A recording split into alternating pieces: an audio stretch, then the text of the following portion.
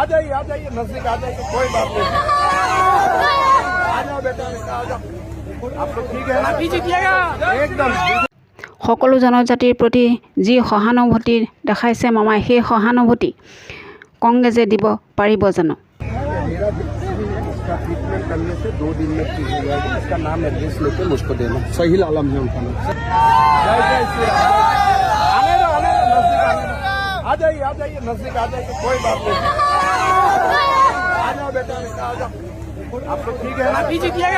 एकदम। बीजेपी को जिताना, ठीक है ना? कैसा बेटा? कैसे क्या हुआ? কোনো ধৰণৰ সৰু বৰ জাতিৰ ভেদভাৱ নাৰাখি যিদৰে সহানুভূতি দেখাই গৈছে, সেইবাবেই হয়তো হিমন্ত বিশ্ব শৰ্মা ডাঙৰীয়াদেৱ আজি অসমৰ মুখ্যমন্ত্ৰী হৈ থাকিব পাৰিছে, কংগ্ৰেছৰ বিৰুদ্ধে যুঁজিব পাৰিছে।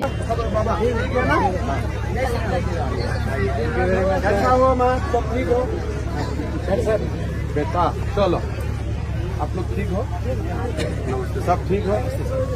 आप लोग ठीक हो? एकदम बढ़िया सर, एकदम सब ठीक ठाक, सब ठीक ठाक, सब ठीक ठाक है।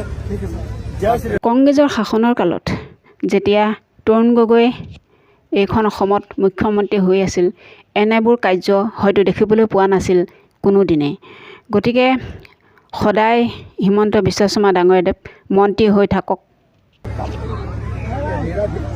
इसका ट्रीटमेंट करने से 2 दिन में ठीक हो जाएगा। इसका नाम एड्रेस लेके मुझको देना। सहील आलम है उनका नाम।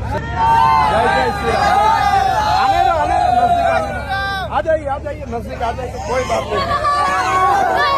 आ जाओ बेटा, आ जाओ। आप लोग ठीक है ना? एकदम। बीजेपी को जिताना, ठीक है ना? कैसा बेटा? कैसे क्या हुआ? ठीक है, तुमको तुम्हारा नाम क्या है? सहील आलम। কংগ্ৰেছৰ শাসনৰ কালত গাঁৱৰ ৰাইজে, গাঁৱৰবাসীয়ে কি পাইছিল? এখন ফটা কম্বল, এটা ফটা আঁঠুৱা, হয়তো তাৰ বাবে একোৱেই পোৱা নাছিল।